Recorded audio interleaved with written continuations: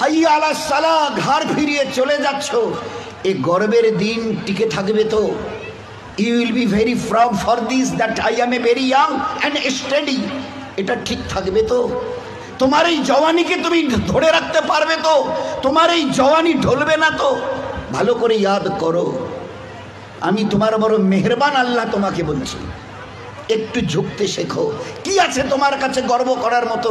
একটা জিনিস আমাকে দেখিয়ে দাও। আল্লাহ দেখিয়ে দিয়েছে তোমার কাছে তিনটে আছে। তিনটি কি কি? এক, পায়ের নখ থেকে মাথার চুল পর্যন্ত নাপাক ছাড়া আর পাক বলে কোনো কিছু নেই তোমার কাছে। দেখাও একটা জায়গায়, এই জায়গাটা পাক আছে, বদবু ছাড়া খুশবু বের হয়, দেখাও। পুরুষ হওয়ার মেয়ে ছেলে দেখাও না। খুলিকাল ইনসানু মিন নুতফা। আমি আল্লাহ জিজ্ঞাসা করছি, তোমার পরিচয়টা আমাকে শোনাবে। পরিচয়টা কি আছে আমাদের কাছে ওই পরিচয় ছাড়া? Few back days we everybody were of a drop of a dirty fluid, nothing else. আমরা সবাই, আল্লাহ আমাদের পরিচয় জানতে চাইছেন। খুলিকাল ইনসানু মিন নুতফা। আমরা বড় ওই নাপাক মনির কাতরা থেকে আমরা জন্ম নিয়েছি। আমাদের পরিচয় few back days we are a drop of a dirty fluid. আমরা এক বিন্দু নাপাক মনির কাতরা, এর চাইতে বড় পরিচয়। আচ্ছা, তোমার পায়ের নখ থেকে মাথার চুল পর্যন্ত একটা জায়গা দেখাবে যেখান থেকে খুশবু বার হয়? দেখাও। নাক থেকে যদি করো, স্বামীও পর্যন্ত বলবে নাকটা একটু ঘুরিয়ে ওই দিকে। মুখ দিয়ে অক করো যদি, তো ছেলেমেয়েরা বলবে আম্মু তুমি এটা কি করছো? পায়খানা পেশাবের রাস্তা দিয়ে হলে তো কথাই নেই। কান থেকে যদি কিছু বেরোয় তো কথাই নেই। চোখের এই জায়গা থেকে যদি বেরোয় তো পাশে কেউ বসতে দেবে না। এরপরে পুরো শরীরের এক একটা লোমের গোড়া থেকে যদি একটু করে ঘাম বের হয়, তো আমার নিজের বিবি, নিজের বেটা বেটি বলবে না আব্বু, স্বামী একটু হাতটা দাও তো, একটু চুমু দিই। চুমু দি, ঘাম বেরোচ্ছে তো, তুমি তো হাজারো হলে আমার স্বামী, তুমি তো আমাদের আব্বু, তা একটু দাও না, একটু চুমু দিই। কেউ সবাই আব্বু একটু হাতটা সরিয়ে নাও না, ঘাম বেরোচ্ছে। এই তো তোমার পরিচয়। পারে নখ থেকে মাথার চুল পর্যন্ত বদবু ছাড়া কোথাও। তিন, খুলিকাল ইনসানু মিন জাইফা। তোমরা বড় দুর্বল। আমি জিজ্ঞাসা করছি, 3.5 হাতের একটা এইরকম শরীর, সুটাম চেহারা, আচ্ছা তোমার পিঠে কি বসে আছে? এইভাবে 2-3 বার দেখার পরে বলবে কই, দেখা তো যায় না। আচ্ছা, তা তুমি না খুব বুদ্ধির বড়াই করো, মডার্ন টেকনোলজি আর সায়েন্সের খুব গালগপ্প করো, তোমার নিজের পিঠে কি বসে আছে তুমি বলতে পারো না? বলে না, তা জানি না। আচ্ছা 10 মিনিট পরে তোমার পজিশন, অবস্থা কি থাকবে জানো তুমি? বলে আমরা কিচ্ছু জানি না।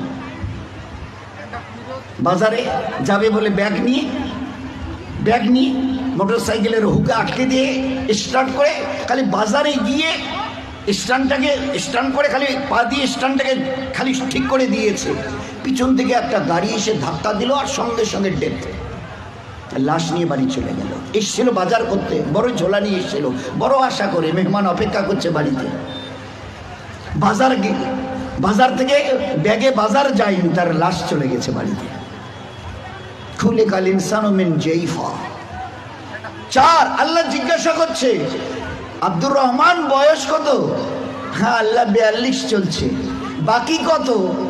I know nothing about my age. Nurjahan তোমার বয়স কত চলছে?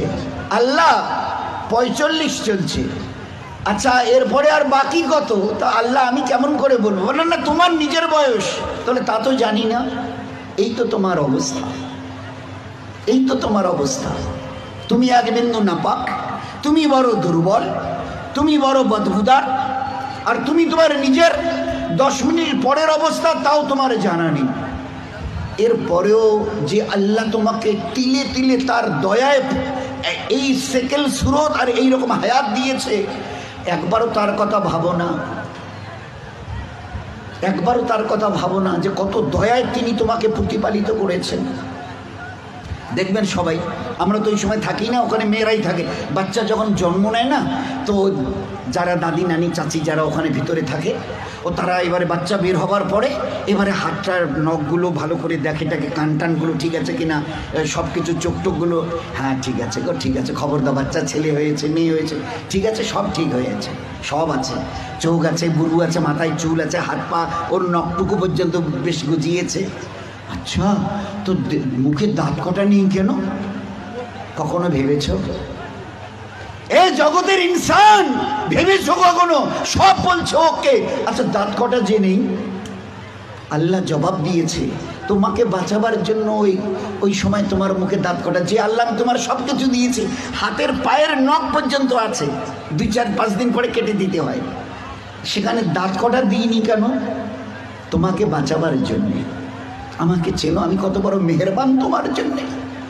শুধু তোমাকে বাঁচানোর জন্যে তোমার মায়ের পেট থেকে বেরিয়ে আসার সময় তোমার মুখে দাঁত কটা দেয়নি। যদি দাঁত কটা পেতে না, তো মায়ের সিনার ওই নরম গোশে স্তনে কামড় দিয়ে দিয়ে ক্ষতবিক্ষত ঘা করতে, 3-4 দিন ওইভাবে ঘা তাজা হওয়ার পরে মায়ের চোখের সামনে তুমি তরপাতে, জবাই করা মুরগিকে যেভাবে তরপাতে দেখো, ওইভাবে মায়ের সামনে তরপাতে, আর তরপাতে তরপাতে মরে যেতে তুমি। তোমার মা একটাবার বুকে তুলে তার নিজের সিনা তোমার মুখে লাগাতো না, এই জন্য তুমি কামড় দিয়ে ঘা করে দিয়েছো। আমি বাঁচাবার জন্যে সব কিছু তোমার মায়ের পেটে বানিয়েছি, পুরো ফিগারের যা কিছু প্রয়োজন, each and everything has been given from myself, শুধুমাত্র except your teeth, তোমার দাঁত বাদ দিয়ে, যেখানে আমি তোমাকে আমার দয়ায় বাঁচাতে চাইছিলাম, ওই জন্য দাঁত কটা দিনই, নয়তো মায়ের স্তনকে কেটে ছিন্ন বিচ্ছিন্ন করতে, মায়ের চোখের সামনে তরপাতে তরপাতে তুমি মরে যেতে। একটাবার চিন্তা করেছো আমার কথা?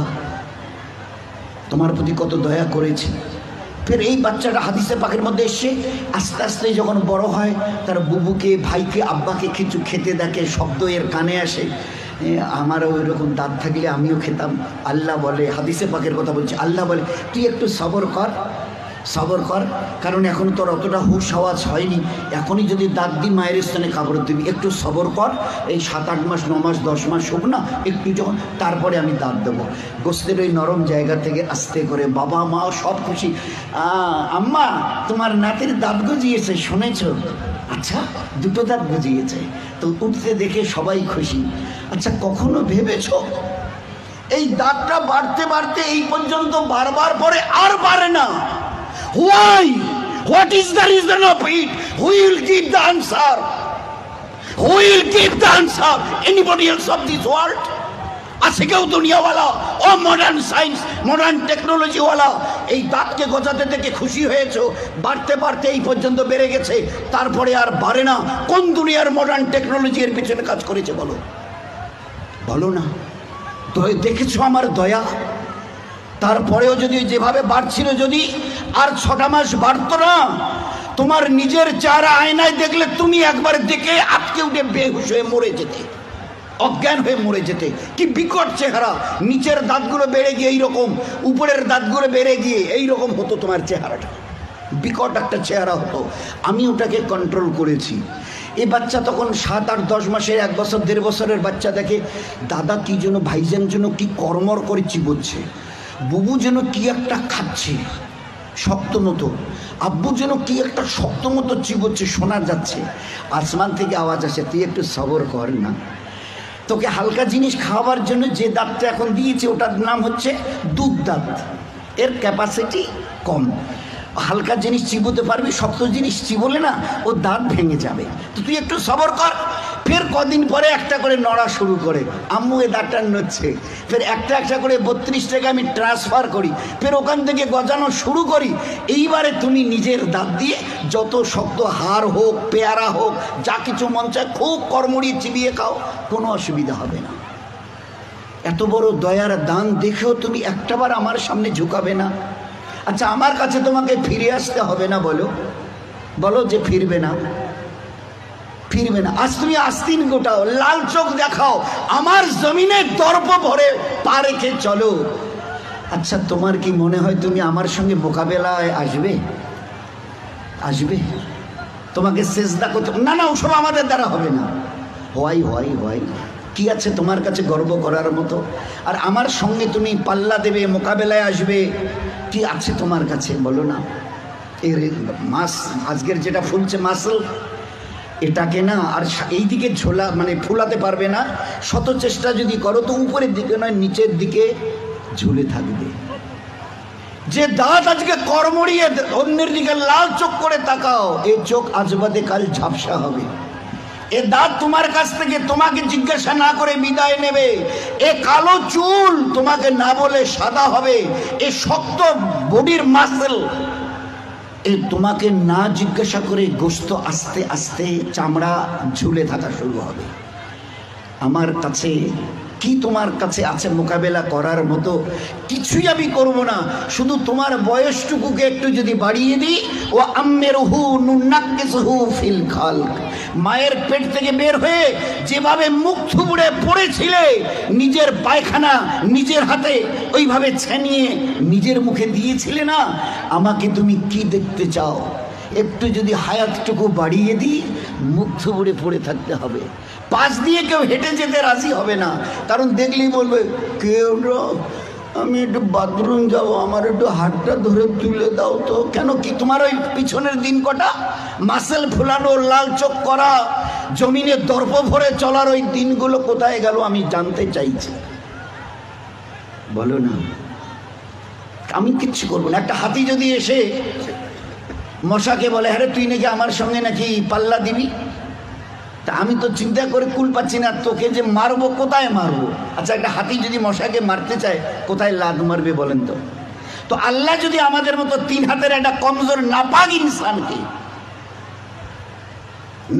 ইনসানকে আল্লাহ যদি টোকা দিতে চায়, তো আল্লাহ কি তোর কোথায় টোকা দেবো বলতো? আমি আল্লাহ 7 আসমান জমিনকে একদিন আমি আমার হাতের তালুতে নেব। লিল্লাহিল ওয়াহিদিল কাহার, 7 আসমান ও জমিনকে আমি একদিন আমার হাতের তালু। তো আল্লাহ কত বড়! আর ওই আল্লাহর মোকাবেলায় যদি আমি আসি, তো আল্লাহ কি বলবে? ওই হাতির মতো মশাটাকে যদি বলে আরে তোরে আমি কোথায় ধরি আর কোথায় মারি বলতো? আর এই মশা যদি দ্বন্দ্বনায় হ্যাঁ হ্যাঁ আসেন না হোক, মোকাবেলা হয়ে যাবে। তো বলেন আজকের খুব চিন্তা করি, আমি যদি হায়াতটুকু বাড়িয়ে দিই, মুখ থুবড়ে পড়ে থাকবে আর নিজের হাতে পায়খানা ছানবে, পাশ দিয়ে কেউ যেতে রাজি হবে না। ওই দেখলে ডাকবে আসুতে মুখানা ধরো তো না, বাথরুম না বসি তোলো তো। কেন তোমার ওই দিনগুলো কোথায় গেল?